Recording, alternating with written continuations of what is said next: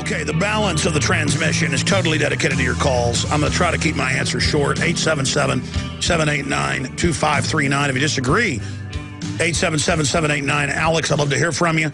Let's hurry through these calls. Debbie in North Carolina, you're on the air. Thanks for holding. Hi, Alex. Hi. I want to add something to the conversations about freedoms. I had a response to your other question.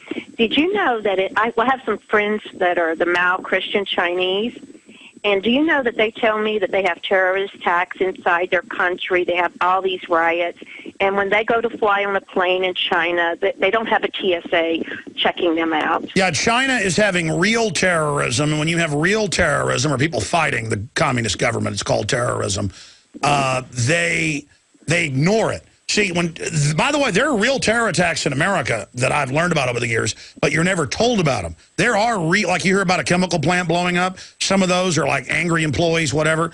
But you don't hear about it.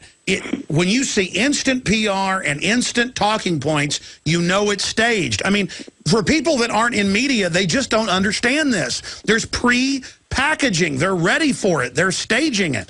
And the local media doesn't know. They just kind of go with what the nationals are putting out, but that's where it's staged. Well, as a lawyer, this really does disturb me. In fact, they laugh about it. It's sad. They laugh. They say, you're losing your freedoms, and we're gaining more in China. Oh, listen. That's what they tell me. That's what they tell me. Paul Watson's wife works with us now. She updates stories and stuff, does a great job. She's got like 2 degrees, but is working for Infowars.com right now. And she's lived in England a long time, but she's Chinese. And Paul now has been to Chinese 3 or 4 times to China. And he says China is completely free compared to England and the U.S. That's why tourism's down $40 billion a year now in the U.S. People won't come here. They're like, what? And again, it's not about security. If you're select groups, the government lets you in. It's for the general public. It's slave training, Debbie. Well, what people have to realize that this is getting really sick, that if we don't stand up for our rights, we're going to end up like the Chinese did under Mao. You hear me? We're going to end up like the Chinese were under Mao. And who knows? Maybe it'll be China coming to our rescue because they want our natural resources. Well, I'm going to be honest. I've actually made a study of it. The Chinese people are super hardcore freedom. They are super hardcore anti-communist. You've got less than, 2% are inner party running 6.5 billion people. And they have something like 700 riots a week or something. I mean, cops beat somebody to death there. They kill 20 cops. I mean, so the government, that's the issue with China, is the communists are on the verge of falling. I appreciate your call. Great points, Debbie. No, Chinese are just great people. I mean, they really have been through hell. And again, thank you, Debbie. And so Americans went through tyranny and wanted liberty, and we became this great place. Now we're the great-great-grandchildren of these people. We're a bunch of spoiled brats. People just think freedom is just going to be there like flipping a light switch and the light comes on. People don't understand. It's very hard to keep freedom, as Thomas Jefferson said. He said, even if you defend it 110%, you're probably not going to be able to keep it. But if you're like, oh, I'm going to, there's a football game on today, the Browns versus the Bengals. I'm going to see how Colt McCoy's doing. If America wasn't in all this trouble, that could be what you were obsessed with. Jane in California, you're on the air. Go ahead. Hey, Alex, I've been listening to the show like 5 years now. I just love the information you provide. I think it was the president. The reason I'm not sure is because I just barely caught it. But it was during one of those sick celebrations this morning. And to all the Christians in the audience, you all should have been sick to your stomach because I think he was quoting a psalm. And I was thinking, you no more believe in the Bible than we all believe in 9/11 and the official story. Well, listen, I could hire top speechwriters and have them write speeches and sit here and read off a teleprompter and look like I'm sincere. He reads off a teleprompter. I don't like Bill Clinton. But I'll tell you, Bill Clinton actually was as close to a president actually running things since JFK. Not a good guy, but Bill Clinton's actually a globalist. He's actually very high level. He actually would barely sleep to know policy. He's a globalist, but Bill Clinton didn't need teleprompters. I mean, with Obama, he will not speak. Teleprompters have broken before, and he can't talk. He is an actor reading off a teleprompter, so it's fun to hate him. He's an unsavory globalist, but at the end of the day, he's a total puppet, Jane. Pretty scary. Well, I just have one question. Because I am blind, I find it hard to really, like in 2 minutes, tell somebody the evidence of why we shouldn't believe the official story. What would you say would be the absolute, if you just had one piece of evidence you could present? Okay, we have an article up on the site today, all bibliograph with links to mainstream media, with 6 of the 10 commissioners saying there's a criminal cover-up and they don't know what happened with 9/11. And the government could be involved. I mean, you can tell them 6 of the 10 commissioners and 2 of the 3 lawyers are saying there's a cover-up. Sybil Edmonds, the FBI NSA translator, heard the Pentagon in command of al-Qaeda and bin Laden on the day of 9/11. That's come out in federal court. I would just tell them Google Building 7. And Google police say get back from Building 7. Yeah, but I didn't just have the CNN and other clips, a cop saying get back.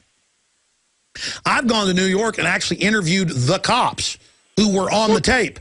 And today's the first day I ever heard about this part where the reporter was saying it and the building was still standing. Now, if my husband had still been here, he probably would have told me that if he'd seen that clip. But no, they don't want to. Building 7 is not mentioned in the giant 9/11 Commission report. It is not mentioned. Rumsfeld's been asked about it on Eric Mancow Mueller's show and said, I don't know about that. That building doesn't exist. And he sounded really, I mean, they don't want to discuss it because they screwed up that day. By the way, the CIA was based in the building. And then, of course, the deputy head of emergency management went public about bombs in the building and died 1 month after being on the show of one of those fast-acting cancers. Okay, he was threatened and changed his story, and then they said he still can't be trusted, get rid of him. Barry Jennings, oh yeah, if you're an actual eyewitness, quote, an authority, you start blowing the whistle, it's bye-bye, bye-bye, Birdie. Let's go ahead and take another call here. Angie in North Carolina, you're on the air. Go ahead. Hi, Alex. I have a question and an interesting little piece of information. I recently, it wasn't until about a year or 2 after September 11th that I really began to search for answers. I knew that day that the towers were demolished. I just assumed, I think like most people did, that bombs were planted by terrorists in the building beforehand. So I started searching for answers after that and eventually made my way to you. And recently I decided to look for your original September 11th, 2001 broadcast. And I was wondering when the last time you listened to that was, because I was really taken aback by the information you were giving on the day as it was unfolding. It wasn't too different from listening to one of your shows currently. Well, that's because we knew it was coming, ma'am. People keep saying I predicted it 2 months before. A year before 9/11, I said they're going to blow stuff up, probably the World Trade Center. The only tape we found was the one 2 months before. Stay there. I'm going to come right back to you. I want to hear what I was saying. I told you they were going to set up the police state in the name of fighting, quote, extremist Muslims. And the whole time it was going to be for people that didn't want the foreign banks to butcher this country. Yeah, I was a kook 16 years ago talking about the Federal Reserve being private. New polls are out. It's not 85% that want to abolish or audit the Fed. It's 89%. 89% of us are evil. I remember being called a conspiracy theorist 16 years ago on radio. People calling in and going, you nuts, saying the Federal Reserve's federal. It's federal. Well, look at the name. Like Federal Express or Federal Cleaners or Federal Ammunition or Federal Bank. I bet they got a federal pizza. I haven't Googled it, but it's about as federal as FedEx. Federal Express. Is FedEx federal? No, it's private. There was a time when it had government on it, it was trusted. All right. We were talking to Angie in North Carolina. No, I've not listened to my 9/11 broadcast. Yeah, I was trying to get a hold of you all week this week. I thought it might be a good idea if you had an opportunity to review it and maybe rebroadcast it today at some point. And if you don't have, obviously may not have time for that today, but maybe you should consider making it available to people. It really confirms that you've known what you were talking about from the very beginning. And for a lot of us that had not been listening to you as yet back then, I mean, you were talking about evidence and talking points that led up to that day and how you had been warning people about it. And I had heard your prediction about it that you made in July. It was actually my birthday, July 25th of 2001. But you talked about, where the country was going to go from there that day, and you nailed it all.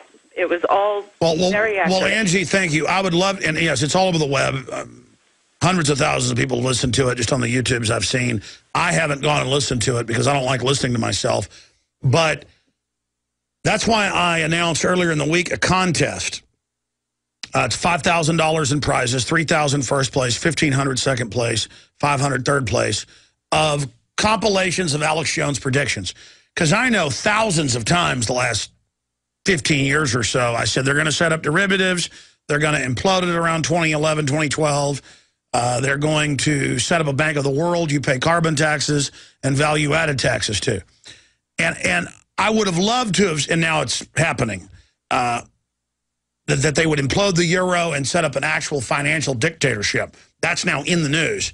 But I'd love to say, ooh, I predicted it. I didn't predict it. Globalist write white papers that are thinly veiled. In some cases, they're not even veiled. And I appreciate your call. I'm going to give somebody some big inside baseball here. Okay, this is big inside baseball. And I've talked about it a lot, but this is big.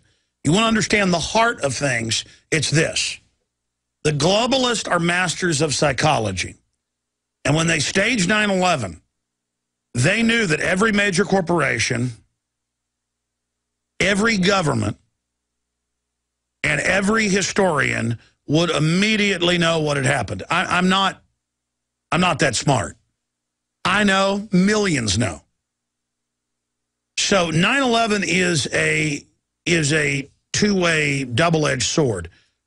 For people that are intelligent, it's weird. I can tell whoever wrote it. I watched last night. Now I'm having one of those moments because I have too much data. That's the problem. Too much data. What's the movie with... it'll pop in my head in a minute. It's the movie where you take a pill and it makes you a lot smarter. Then you've got to have the pill, and the guy ends up being a politician at the end. I watched it super late. I don't normally stay up late, and I'll remember it here in a moment. It's got Robert De Niro in it. I don't know the young guy who plays it, but the way everything speeds through and photographic memory, and that's the way my brain's always worked. Not that good, but you can tell that whoever wrote that has experienced it, where like you just have thousands of data points. The problem is being able to articulate it. But I can just see the edge of a book and remember data from this and add it to a whole bunch of other data, to then understand it. So I am able to take their full spectrum information and then take their veiled operations. See, they have a language that's only thinly veiled so they can communicate with each other through talking points.